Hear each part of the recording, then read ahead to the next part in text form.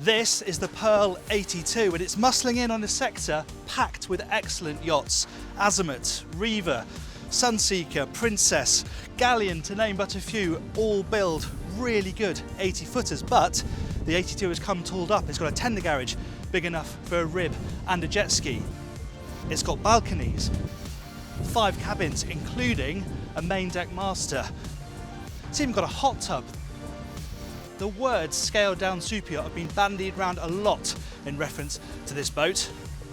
And in this video, I'm going to work out if that's the case. But I'm going to start by driving it. I'm Jack Haines, welcome to YachtBuyer.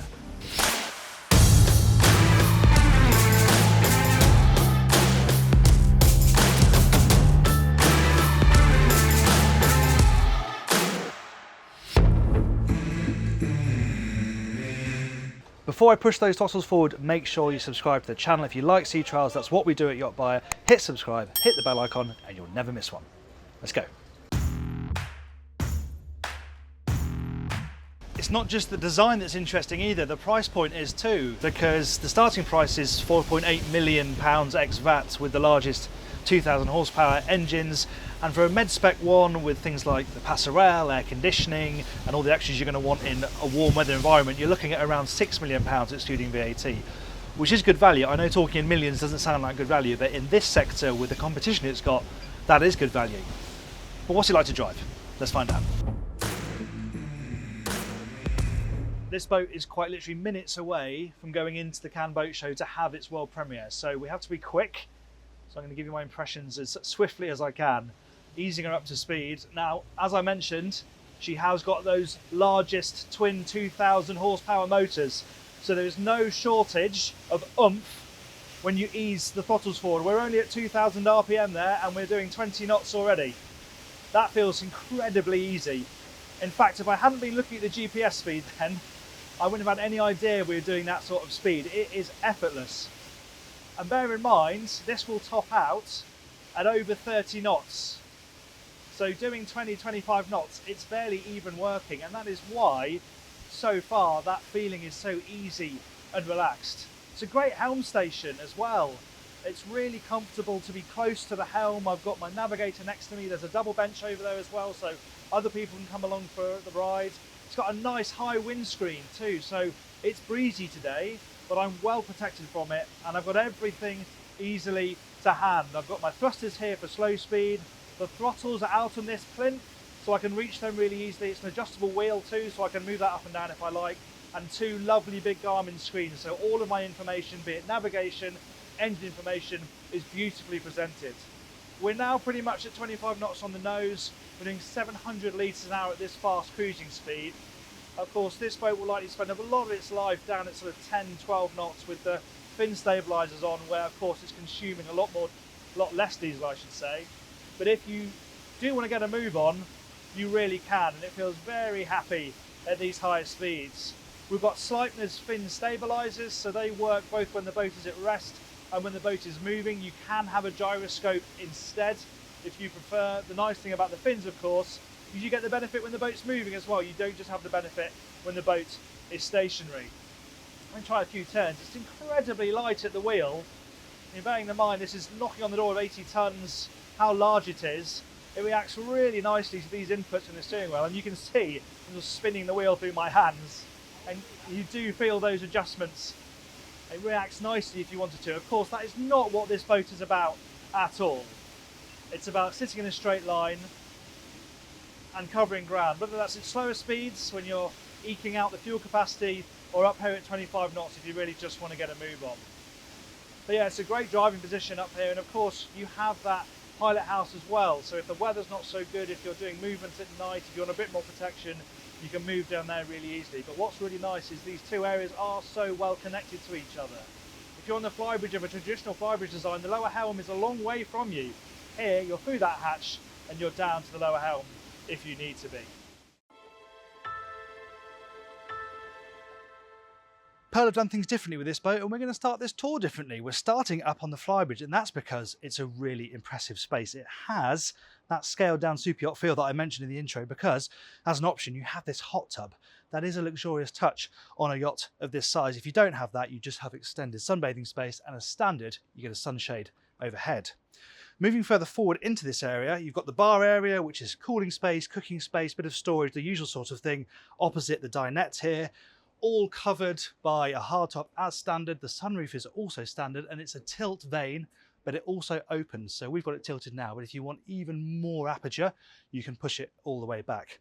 Nice effect. The other option this boat's got up here is a pop-up TV. So there's a TV down there, push button, and you can have a movie night up here if the weather suits. That would be a really lovely thing to do. But one of my favourite bits about the design of this Flybridge are the access points. You've got your usual staircase that leads to the cockpit. You've got the raised pilot house access here through this sliding door. And then my favourite part, this door that leads straight out onto the raised port side deck. The good thing about all these access points to the top deck is how easy it is to move around this boat. You can get between the living space so comfortably. There are a few steps down this port side deck, and you'll notice you've got the typical pearl tray of the windscreen peeling all the way back to the Flybridge, some extra glass there to put lots of natural light into that area. And we're raised up here. The reason is we're on top of the owner's cabin, but it's a lovely space, very broad, flat once you get down the bottom of that step, and this usual split now between dining space with this nice table that twists and opens, and also some pure sunbathing space. Nice that they've got pop-up backrest too. They've even thought to put a cooler underneath here so you can grab some cold drinks really easily. There's some other nice detailing too. Cup holders, pop-up lights, there's slots so you can put a canopy up here if you do want some shade. And a major difference is the fact you keep on walking either side of this area, drop down this forward well, which of course is a working area. This is where the crew will be when they're anchoring and mooring. But you also importantly have the doors directly into the main deck master. But before we go there, we're going to head aft and have a look at the cockpit.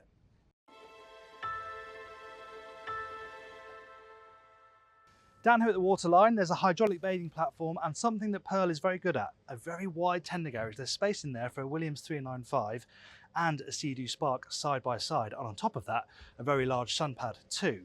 Moving up these steps, past the deck shower and all the mooring gear, you find a key feature of the 82, which are these optional balconies. Other boats in this sector do have them, the Riva 82 Diva for example, but they're set much lower. They're in line with the bathing platform. Here, they're in line with the cockpit. So they do, if you put the beanbag down there, give you some really useful extra living space. Moving to the cockpit itself, this is a nice clear run down the starboard side all the way up to the foredeck, and they've orientated this boat quite cleverly. Starboard side is for guests, port side is for crew. There's crew access there, it's the same side as the galley, and we'll see that theme as we walk through this main deck. Now this cockpit area, there are some different options. This boat has got the Riviera layout, so that gives you the big sun pad, these split tables, though they do open to join if you want to dine at them, but you can also have a terrace layout, and we've seen that type of thing before. That gives you benches down this side, table in the middle, glass transom, quite a familiar layout, but just a different type of feel out here. Certainly if you think you're going to be doing more dining out here, that is probably a good layout to go for, but you still get the tender garage whatever you go for, and that's a nice addition. What else have we got here? Well, this is a big servery. There's a bin down here and a top loading cooler over on this side. You've also got the third station for docking as well. If you're docking stern to, that's a good position to be doing that from. And always nice to see boarding gates on both sides, so you can get off at higher dock levels if you need to. Let's head inside now, and we get to do that in a very enjoyable way through these magic Star Trek doors.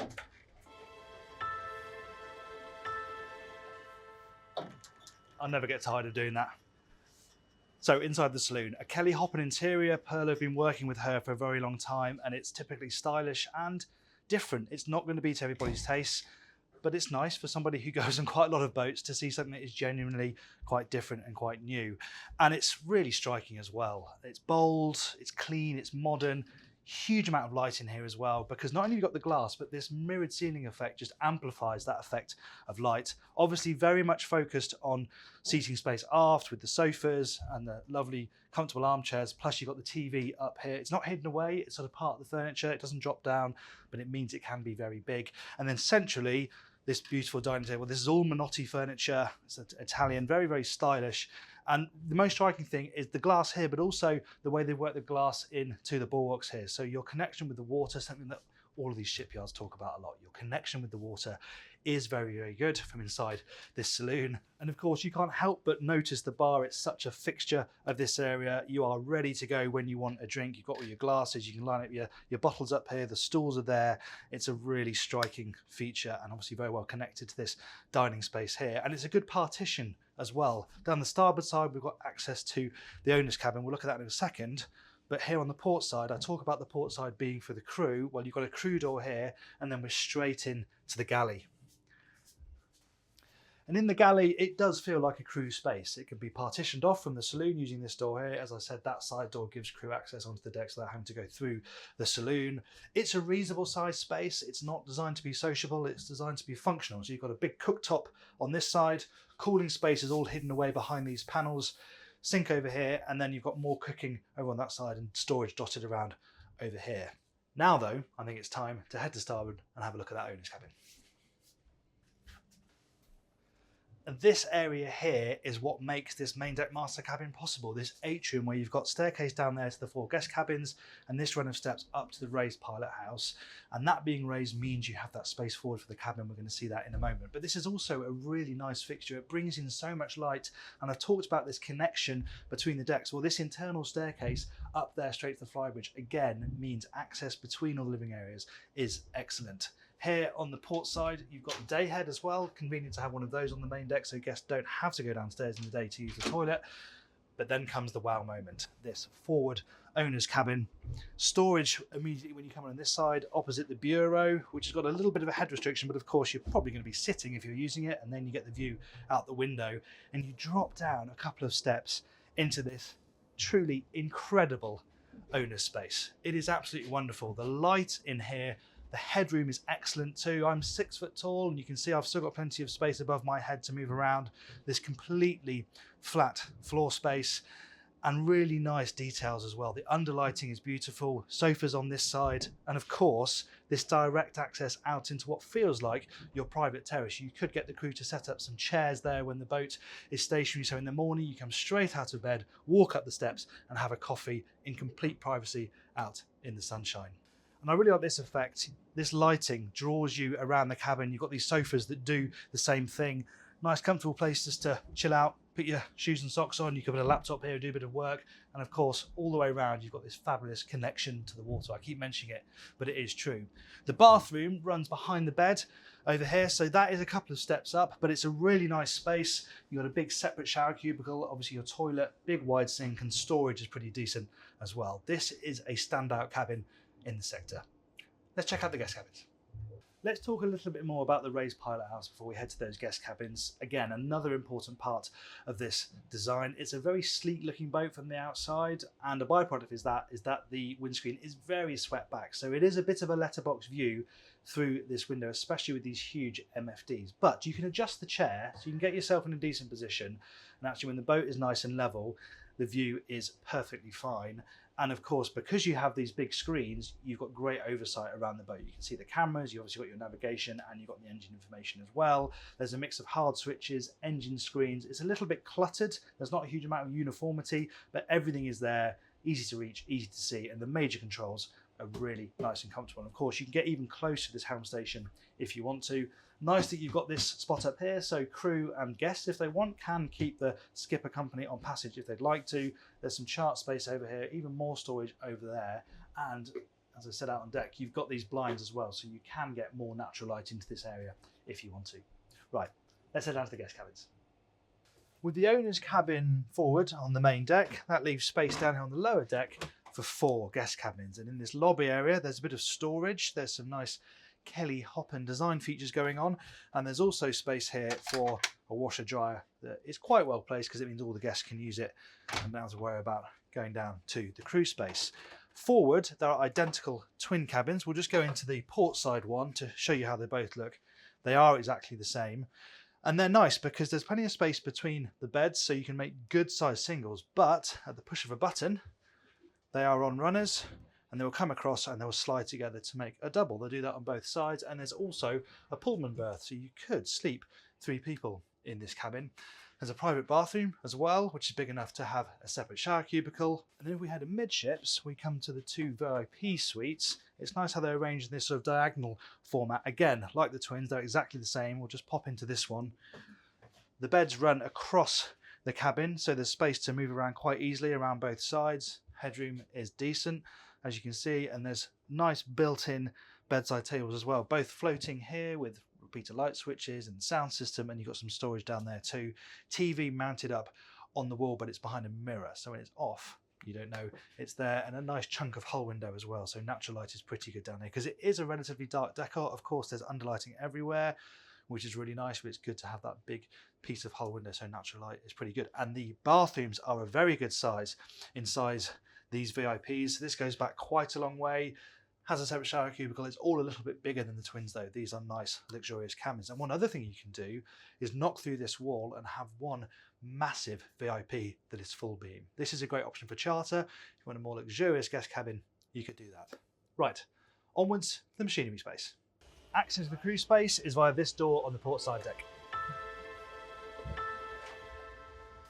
Down in the crew space, this boat is currently run with 3 crew. You can run with 4 if you want. One of the cabins is right at the bottom of the stairway here. There's a bunk space in there with a bit of storage. And then moving here into the main mess area, there's a microwave and a fridge underneath here, seating space down here with some storage overhead, and then the captain has their own separate space. There's a single berth there, and they all share a bathroom, which is just through this door here. It's not enormous, but it's pretty much par for the course for a yacht of this size, and it does have direct access into the engine room, which is through this hatch here.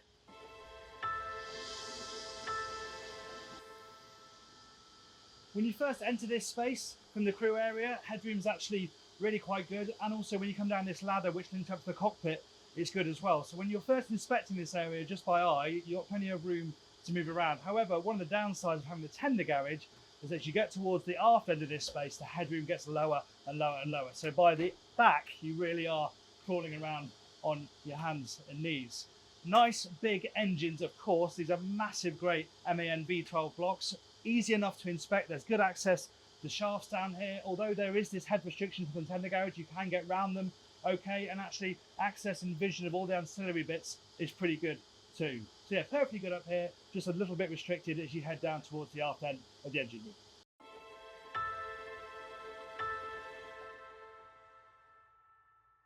There are boats in this sector that do some of what the Pearl does. The Azimuth 26 metre Grande has got the raised pilot house design, the main deck master.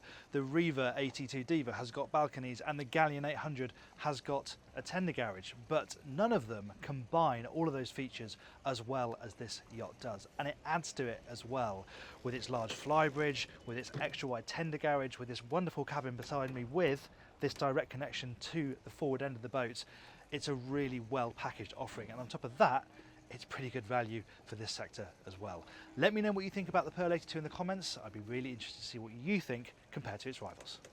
Thank you very much for watching that sea trial and review of the Pearl 82. I hope you enjoyed it. If you did, please give the video a like, and if you'd like to watch our sea trial of this boat's little sister, the 72, I'll put that for you up there. If you'd like to subscribe to the channel, you can do that by clicking up here. Thanks again for watching. I'm Jack Haines. This is YachtBuyer.